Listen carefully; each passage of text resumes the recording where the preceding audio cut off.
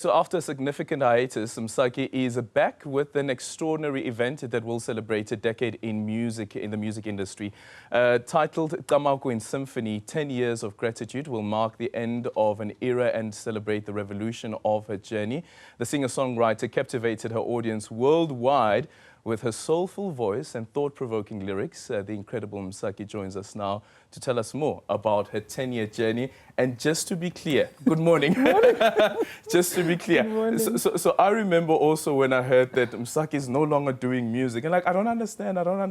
She's so young, and then it was characterized as retirement. And you came to say, no, it's not retirement, it's just an hiatus. And now you're going to be performing in December. How do we characterize that moment? Oh my gosh. Firstly, I apologize for all the confusion. I never ever said retired, but I think, you know, just the dramaticness of saying, here guys, this industry is not for me. I need to figure out a new way to move.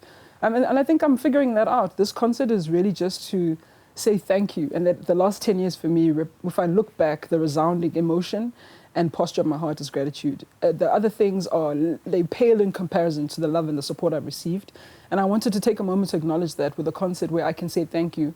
And it's more than a concert. When you're grateful for something, by your family, and that's essentially what it is. After Lombulelo, I have to be open to where my gift takes me, and it might not be back to stage. Okay. It's a lot of information. Let's slowly explain it once again. Yes. So, in December, there's going to be a celebration of the 10-year journey, and expressing gratitude. Yeah. But that doesn't necessarily mean that Msaki is back as like Msaki is back on stage. No. I mean, the one thing that I've never stopped doing is writing. Yeah. My first love is songwriting. I want to pursue that as a career. I want to be home with my children. I want to, you know, be making sense to my community. I've started Fetchula Foundation. I'm working with incredible partners that serve young people. I want to watch them come alive in their dreams and really just be there to be of service. So the stage is not my priority right now, but I'm definitely in the industry. I'm in the background. I'm always working and mentoring for sure. Yeah. How are you able to look at the gift that you have, that this is what has been given to me, it comes in naturally to me as well, and the decision that has been taken that actually I don't think I am for the stage at this particular moment. How do you reconcile those two? Because sometimes people speak about it is a gift that you receive from a greater power, and we must have the ability to use that gift, but the intelligence, the emotional intelligence that comes with recognizing that actually not right now. I feel like my message is not going to die with me not being on stage. I think that, you know, it reverberates in the things that I care about and the things that I'll put my energy towards. I have to stay malleable to how it wants to use me. And right now it's saying not pamkabantu, you know. And maybe that behind the scenes work is maybe menial to other people, but for me it's just as important to create the structure that I wish I could have had. And I've been doing that for the past 6 years through my organization, Out Black Continua. I've got a team of seven people, 6 black females. And we're trying to hold space for independent artists like me that have been through the journey and that I still have the journey ahead of them. That takes up a lot of my time. And as I said, my foundation, mostly working with young people, trying to help with mental health, a lot of creativity activations, lots of mentoring, workshops, songwriting. I work with Bridges for Music in Cape Town, and I'm a mentor there. So I think that needs my attention, but also I have a family project that I have to finish of my grandfather's songs. And once I'm done, I'll know what needs to be, what the next step is. But in the meantime, I can't promise a return. You can't promise a return. In the meantime, I think a lot of people are going to be very, very sad to hear that.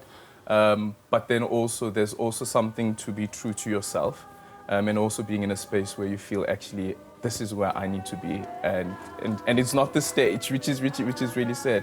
We're currently showing visuals from yesterday, which was an incredible experience. I was there with our producer Lopang Mukai, and I have to say, what an incredible moment. And also, there was a moment where we were told about your father. You spoke about your father being in the audience, and he was sitting there second row. And I thought to myself, I wonder what your father thinks about what you've been able to achieve and the conversations that you have with him, because essentially this is a musical family. It is. And for the longest time, I thought that everybody could sing. I thought that, you know, if there's songs we started, there's so many other people that can start the song. So the fact that music is in my blood, both my maternal and paternal side, but that it's expressed itself so strongly, you know, through my grandfather, through my dad. My dad gave us the gift of music because he loved it and he nurtured us and he nurtured it in us. Always singing, always making up songs, always just music having a special place in the house. And I think I want to honor him for that. And, you know, I also want to say I happily picked up the mantle and I'm going to find ways to do it in a way that means a lot for the family, which is why I must go and finish this project of finding my grandfather's compositions and compiling them. And I'm going to get some help from Wits University to do that as well. I have to say that I had a little chat with him as well as he was standing there alone. And one of the things that he mentioned was we don't actually have a composer in the family since your granddad. Yeah. Do you know what that link could be, why it is that you are a composer since your granddad was a composer, and what this means for the journey of this family project that you're going to be working on? I have no idea, but I know that that conversation with my grandfather is very much a thread in my spirituality. I never met him, but the presence of the kindness and the pride is with me all the time. I honor him sometimes in the way that I dress, but my intention is to connect, you know, that thread in my family, and I'm honored to be a bridge of some kind. I do think that our spirituality and, you know, indlela yethu yokhula and understand isintu sethu and the gift of the family is all tied in with how we grow as people, and it's found its expression in who I've become as an artist. And I'm quite proud that that's something that people are starting to see as an intentionality from me. Yeah.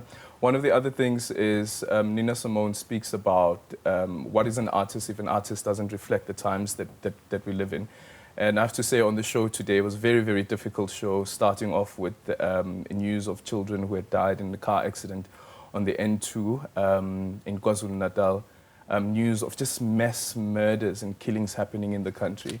And I wonder what your reflections are around the state of the nation, but also grieving and the process of grieving. Well, I wrote a song with Uput Oskido where I had no answers. I was just flabbergasted. And there's a part in the song that says, Uvuke kufeni, kufana ngwano, kuvuke kusen, ayisithi senzeni, ngokwenene ukufa kusembizeni, sivuseleleni, ngoba inceba asiyazi, fika nobani, xa imeko injena.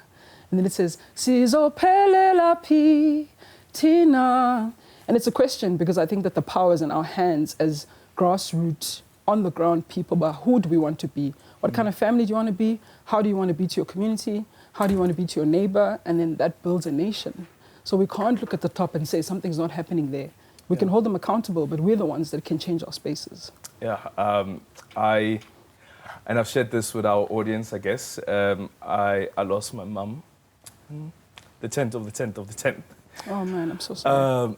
And yesterday when you spoke about the 10th of the 10th and why it's such a special day for you, and I think about my past and I think about losing my mum, and how difficult grieving is, because sometimes it feels like it happened just yesterday. Yeah. I thank you so much for your gift and thank you so much for what you're sharing with us. Thank you for having me. I truly appreciate it. Thank you. What do you want to tell our audience about what they can expect? I'm so sorry. It's okay. It's okay. It's okay. What they can expect in December. Thank you for sharing that, and my heart goes out to you and your family.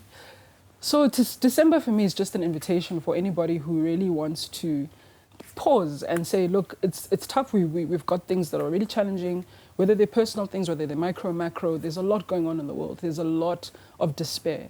But I think for us to find ourselves there at the 12th of December or at that time of the year, feeling like there's more good than bad, there's more love than confusion or fear, that's a moment to be grateful for. So, and abantu baza kulo mcimbi, bringing their own sense of gratitude and pooling it with mine, because mine is it's exponential.